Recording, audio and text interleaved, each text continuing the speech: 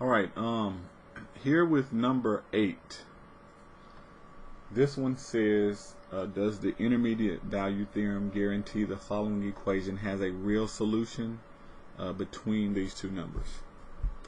Alright, so here's what they're saying. If we were to graph this, say here's one number and here's the other number. Say our graph does something like this. When I plug in this first number, the y value is corresponding to a positive number. And then if I plug in this number, the y value on this graph is corresponding to a negative number. And what the intermediate value theorem says is that if the sign changes from positive to negative, or vice versa, from negative to positive, then somewhere between these two numbers, this line had to cross the x-axis where y is 0. And so what we're going to do is we're going to plug in these two values and see the y value. If they are both positive, that means we cannot conclude that there's a 0. And if they're both negative, we cannot conclude. You could get a scenario to where if these are my two numbers, maybe it starts here, goes up, and comes right back down. And so it does actually cross, but when you use this intermediate value theorem, you're seeing that they were both negative. So we're thinking, hey, the sign didn't change, so there's no 0. So we're not saying that there's not one, we're just saying we can't guarantee that there is one by using this theorem.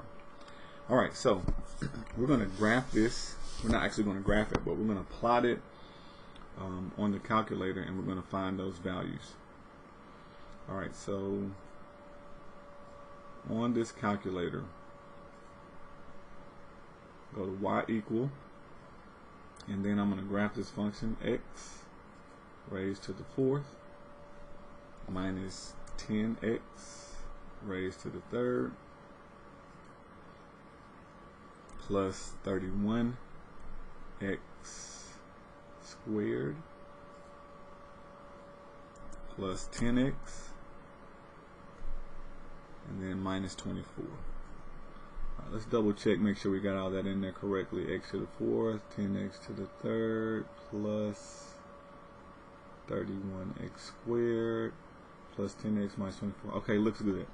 So what we're going to do is we're going to hit second. See the little arrow pop up, that means you hit it. And now we're going to put the trace button for calculate. And then we're going to do option number 1, value, enter.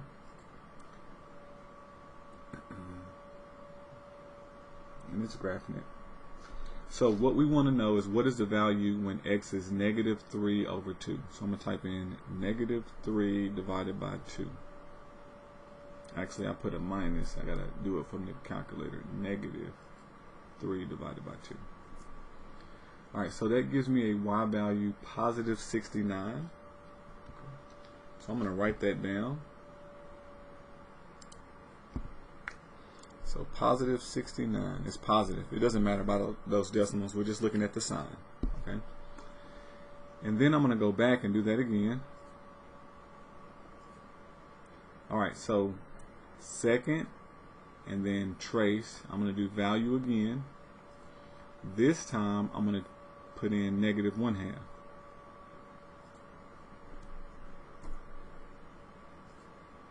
And notice the y value down here is now negative 19.